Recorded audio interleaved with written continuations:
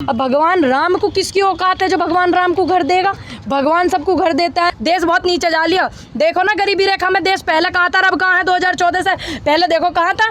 जो ये अंधभक्त हमें ज्ञान बांटना है वे भी देखें। अब तुम्हारे चाचा ताऊ ना अंकल ने इतने इतने पैसे लुटा दिए राम मंदिर के नाम पे, उसे बतावे वे जवाब देवे। तो जो व्यक्ति मजबूती से इनके खिलाफ चुनाव लड़ेगा बीजेपी के, मैं उसको सपोर्ट करूंगी चाहे किसी पार्टी का हो।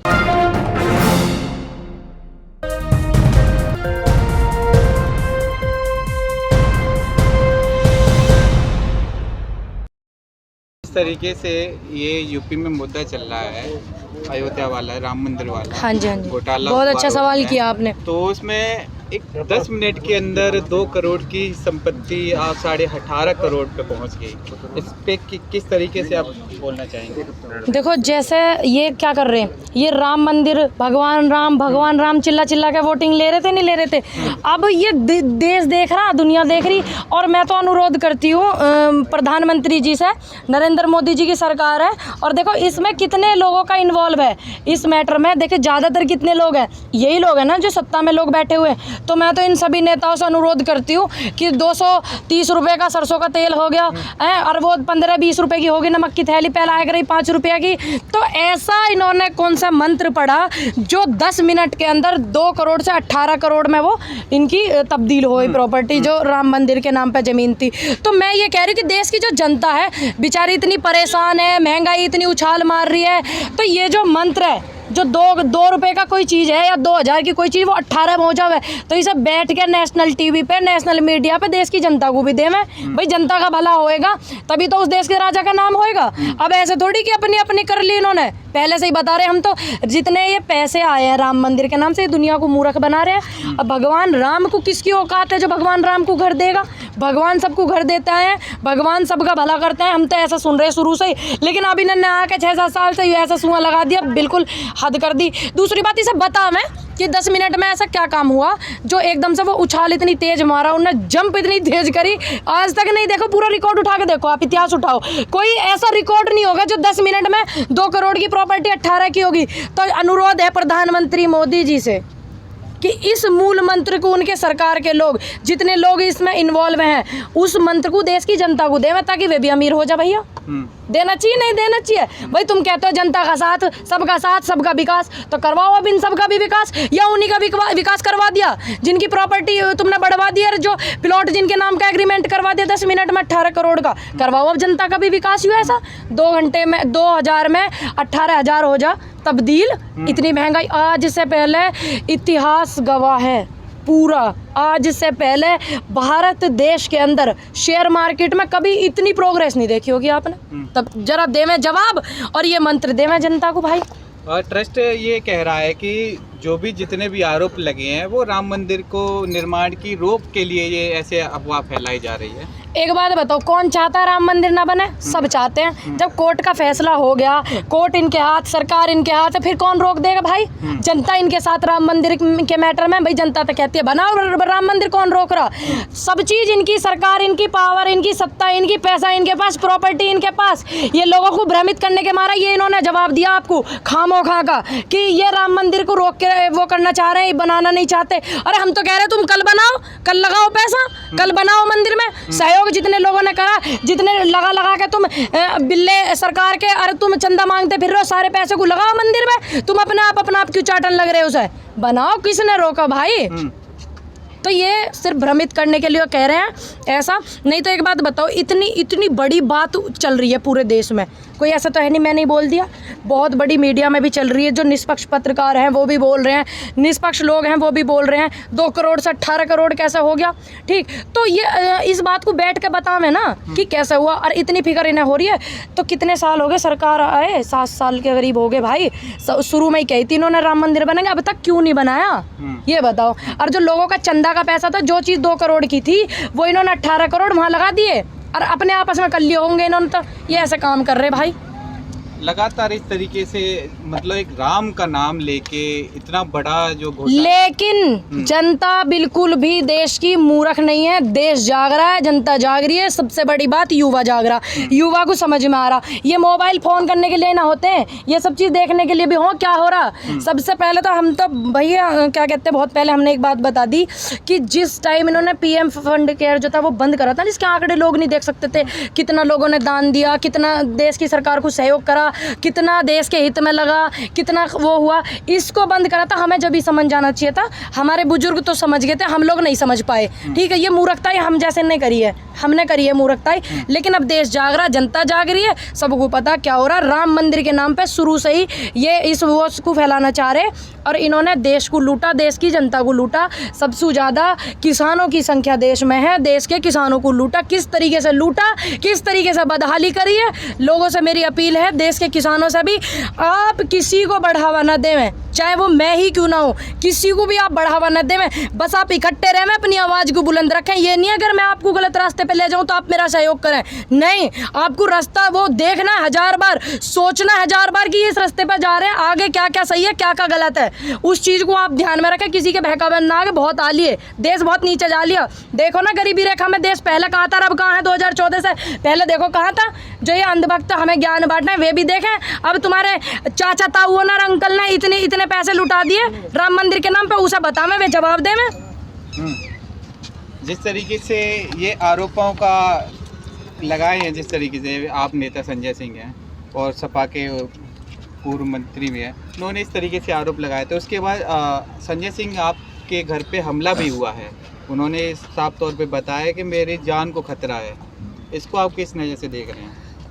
देखो, कोई भी व्यक्ति जब कोई सरकार जब सत्ता में होती है, मैं ये बात 1000 बार बोल चुकी, मुझे फिर से दोहरानी पड़ रही। जब कोई सरकार सत्ता में होती है, वो देश की जनता के साथ कुछ गलत करती है, ठीक, देश की जनता को प्रताड़ित करती है, तो विपक्ष का आना बोलना होता है। ठीक, इस चीज़ को सब सरकारों ने स्वीकारा, जितनी भी अब से पहले सरकार रही। लेकिन जब जब इनकी सरकार आती है, ये नहीं स्वीकारते। ठीक, अब ये उन्होंने बोला तो इतनी बड़ी बात बोली है पूरे देश के सामने, तो कुछ करके कुछ हुआ होगा जब भी तो इन्होंने बोला है। ठीक, तो ऐसी स्थिति कल को आपके साथ हो सकती है। आप निष्पक्ष पत्रकार हैं, इनके साथ हो सकती है, मेरे साथ हो सकती है, इनके साथ हो सकती है। आंदोलन में सहयोग कर रहे हैं, तो ये एक आवाज़ को दबाना, डराना, धमकाना, इस चीज़ का गवाह ये पूरा आंदोलन है। कितने लोगों को आंदोलन में डराया गया, कितने लोगों को धमकाया गया, कितने लोगों को सरकार द्वारा पीड़ित करवाया गया प्रशासन से। शासन का जब दबाव प्रशासन पे हुआ, प्रशासन भी दुखी होकर करने लगा इस काम को। इस चीज़ का गवाह ये आंदोलन है। उससे पहले कितने आंदोलन हुए, इनकी डर की मारी कोई आंदोलन भी ना। भैया एक बात बताओ, बदमाश आदमी तो सब डर है, ठीक है, लेकिन एक किसान ऐसा, इसमें इतनी हिम्मत है, इन्होंने इतना सम्मान देश को दिलवाया।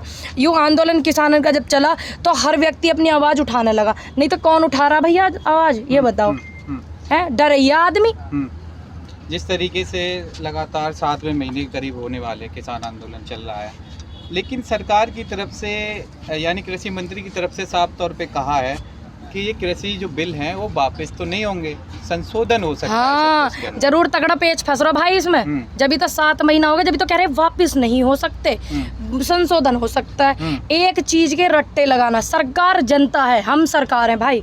ठीक, दूसरी बात, हमें खेती करनी है, इन्हें खेती करनी है। कोई कृषि मंत्री तो हल चलाने जाएंगे ना, खेतन में ट्रैक्टर चलाना, ये जाएंगे।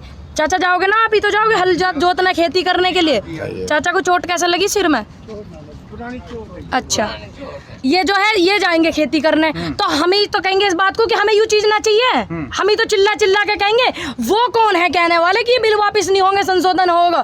तो भाई पेज फंस रहा तगड़ा। इसका यही मतलब है, सीधा सीधा इन्होंने बड़े बड़े उद्योगपतियों से इन्होंने जो है एग्रीमेंट साइन कर ले, बेचारे फंस रहे, दांतन के बीच में जीभ फंस गई, यूँ मैटर है। अब बार बार ये कह रहे हैं जो छोटे किसान हैं उनके लिए ये बिल है। अरे भैया, छोटे किसानों से वो भी तो पूछो, सरसों का तेल कितने का आ रहा अब, छोटे किसानों से वे भी तो पूछो। आप कह रहे हैं कि बेचारे फंस रहे हैं, लेकिन फंसे हुए तो आप लोग हैं। चलो हम फंस गए, हम पे लिकट ना आवे भाई। ये देश की जनता, जो देश का किसान जब कभी फंस जावे, लिकट जा, ठीक। और जब ये ऐसे ऐसे फंसे, ये नहीं लिकट पाते, तो इनके लिए बहुत दुखदाई हो गई हो। और इसी चीज़ पे जो है काम चल रहा, हम जैसे लोग काम कर रहे हैं इसी चीज़ पे, हम जैसे लोग कि हम देश के जो किसान हैं गांव-गांव में जाकर उनका सहयोग मांग रहे हैं। ज़रूरी नहीं कि पर डे यहाँ पे आना हो, ज़रूरी है कि लोगों का सहयोग मांगना हो गांव-गांव में, ठीक। हर चीज़ को ध्यान में रखना पड़ रहा है, कोर्ट की गाइडलाइन को भी ठीक वैसे भी ध्यान में रखना पड़ रहा। तो सहयोग बहुत जरूरी है। ठीक, हम फंस गए, हम लिकड़ेंगे, इस बात को देख लेना आप। ये फंसेंगे, ये नहीं लिकड़ेंगे। इस तरीके से ये निकल फंसेंगे पाएंगे। तो देखना आप कैसे लिकड़ेंगे। ये विदेश भागेंगे जैसे भागते आए, ये भागते आए ना विदेश। देखी ना आपने कितने लोग विदेश चले गए, इन्हीं की सरकार में सब विदेश गए। पुरानी सरकार का रिकॉर्ड भी उठा के देखियो, कितने लोग फंसे हैं, कितने जेल में गए हैं। ये भी तो देखना। ये अंधभक्त मुझे ज्ञान बांटे हैं, उस पर आके मेरे कमेंट में ये देखें इस चीज़ को। 2014 से पहले जब किसी भी घोटाले में कोई फंसा बड़ा उद्योगपति तो वो जेल गया। इस मैटर में क्या हुआ, घोटाला सामने आने से पहले विदेश भाग जा भैया। हम लिकड़ेंगे, ये नहीं लिकड़ेंगे, अरे ये भागेंगे। आप निकलने की बात कर रही है 7 महीने से, तो आप लोग हिले तक नहीं है, निकलने की बात छोड़िए। तो हमें हिलना नहीं ना, हमें तो हिलाने है ये। हम नहीं हिलना चाहते, हम कद गहरे बैठे, हम तो आराम से गांव से सब्जी आ जावे, छाए मट्ठा आ जावे, बुजुर्ग हमारे बैठे हुए। पड़ेगा, हमने बता दी पड़ेगा, चुनाव आन तो पड़ेगा। फर्क पड़ा ना बंगाल में, फर्क कहा था ना यहीं से बैठ के कि पड़ेगा फर्क। यहीं से बैठ के कहा था कि बड़ा फर्क पड़ेगा बंगाल चुनाव में, और यहीं से बैठ के ये भी कहा था कि उत्तर प्रदेश में जिला पंचायत के चुनाव होंगे, फर्क पड़ेगा। पड़ा फर्क, और अब यहीं से बैठ के कह रहे भाई पड़ेगा 2022 में। इस बात को लिख के कहीं पर्ची में रख लेना आप। मैडम बंगाल और यूपी में बहुत यूपी में चुनाव नहीं हुए जिला पंचायत के, पड़ा नहीं फर्क। अब देखो पड़ा नहीं पड़ा फर्क। बीजेपी को वोट नहीं आया। अरे बीजेपी का वोट आना अलग चीज है, बीजेपी का सुपड़ा साफ होना अलग चीज है, वोट आना अलग चीज है। सीट कितनी आई है वो आना अलग चीज है। दोनों बातों में बहुत फर्क है। पिछली बार इनकी कितनी सीट आई थी, अब की बार कितनी आई जिला पंचायत में, सारे के सारे वो कर लिए। और क्या एकदम किसी कोई बीमारी अगर बढ़ जा तो वो धीरे धीरे निकल रही ना, निकालेंगे उस बीमारी को। किसान नेता राकेश टिकैत के एरिया से भी बीजेपी के उम्मीदवार जीत रहे हैं, आप कह रही हैं हम यूपी जीत के दिखाएंगे। देखिए ये उम्मीदवार जो इनके जीते हैं, जो आप बता रहे हैं, एक ही व्यक्ति के हाथ से आपने मुद्दा उठा लिया, पूरी यूपी कब उठाते ना भाई। भाई आपने सिर्फ एक मुद्दा उठाया कि वहाँ से वे जीते हैं। मेरे यहाँ चलिए आप, 36 के 36 गाँव हैं मेरे क्षेत्र में, 36 गांव, 24 एक उसमें लगते हैं, 12 एक उसमें लगते हैं, एक भी सीट नहीं आई। चलो आओ दिखाऊं बुलंदशहर में 36 है। आपने सिर्फ एक उठाया ना मुद्दा, हमने आपको तुरंत एक का बता दिया, रिजल्ट बता दिया। मेरे क्षेत्र से हटकर भी देखिए आप, गाजियाबाद में गाजीपुर बॉर्डर पे, जरा इधर नोएडा में जाके देखिए, आपने एक उठा दिया, आपने एक बता दिया, मैंने आपको 4 बता दिया। मैडम ये वीडियो आपकी हमारे पास रिकॉर्ड है, 7-8 महीने बाकी है, 7-8 महीने बाकी है, वीडियो वो भी रिकॉर्ड होगी। जब आपसे कहा था कि बंगाल चुनाव में इन्हें रिजल्ट देखना पड़ेगा, वीडियो आपके पास वो भी होंगी। जब कहा था जिला पंचायत चुनाव में रिजल्ट देखने को मिलेगा, वीडियो आपके पास ये भी होगी। जितनी मेहनत करनी होगी करेंगे, कोई ऐसी दिक्कत वाली बात नहीं है। और दूसरी बात, चाहे मुझे कितनी मेहनत करनी पड़ी हो, कितने लोगों को सपोर्ट करना पड़ी हो, जो व्यक्ति मजबूती से इनके खिलाफ चुनाव लड़ेगा बीजेपी के, मैं उसको सपोर्ट करूंगी, चाहे किसी पार्टी का हो, चाहे निर्दलीय हो, ठीक है। सपोर्ट करूंगी। इसको मानते हैं, यानी कृषि मंत्री कहते हैं अगर तेल की कीमत 200 गई है खाने की, तो उसमें मिलावट को खत्म किया है सरकार ने। हाँ, भैया अरे सुन लो भाई, सरसों जब निकलती है खेत में से, उसमें तो कोई मिलावट ही नहीं होती भाई। वो सरसों जो है बिना मिलावट की तुम लो, कुल 4000 को है, 3000 को, ठीक, कहीं 3000, कहीं 4000, कहीं 4500 को लेते हो तुम, ठीक। तो उसमें तो कुछ भी मिलावट नहीं होती। तेल को तो निकालने में, वो कुछ करने में बहुत कुछ वो होता है। तो तुमने इनकी सरसों काय को बिना मिलावट के काय को न ली, 10-10 हज़ार रुपये कुंटल लेते तम इनकी। पहले ही तुमने सरसों इनकी सस्ती खरीद के तेल कर दिया इतना महंगा, काय को न ली इनकी सरसों 10-10 हज़ार की। ये कहते हैं 10,000 कुंटल लेंगे, आगे तेल 200 का बिकेगा, तो इनको जब फायदा देते। और सभी अहम खबरों के लिए न्यूज़ MX को सब्सक्राइब करें, साथ ही बेल आइकॉन को जरूर दबाएं। लाइक, शेयर, कमेंट करना ना भूलें।